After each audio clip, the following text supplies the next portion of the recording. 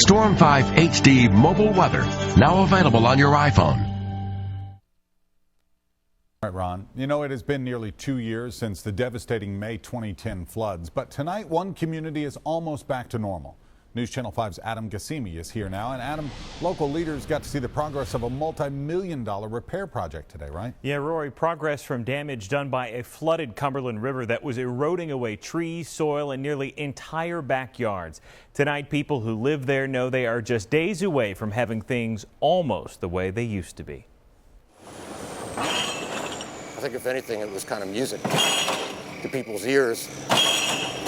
Not only was it dramatic looking, but the sound was just amazing.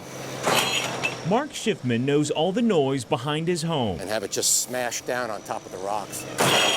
Will soon be worth it. Like, hey, they're out there fixing our riverbank. We appreciate it. Schiffman, like many of his neighbors, witnessed the Cumberland River inch closer and closer to his back door. Watched while my backyard disappeared and my trees fell into the river. The May 2010 floodwaters helped erode 2,500 feet of riverbank behind homes in Old Hickory's Waterford subdivision. When crews showed up on barges and cranes, Schiffman decided to get out his video camera. Eventually, after a little while, I realized I've got a bird's eye view of this whole thing, and I just kept shooting more and more and more video. It really was pretty amazing. So far, he's captured his property go from devastation and basically be worth nothing to having video proof of how far they've come. At this point, I've got 18 hours and counting. 115,000 tons of rock. It's an amazing thing to see. Is keeping the erosion from getting any worse. That will protect this neighborhood for a long, long time and hopefully forever. Nashville Mayor Carl Dean says it's all thanks to federal and local dollars trying to fix one of the hardest hit communities in Middle Tennessee. The contrast from what this was like 2 years ago to what we have now is truly dramatic.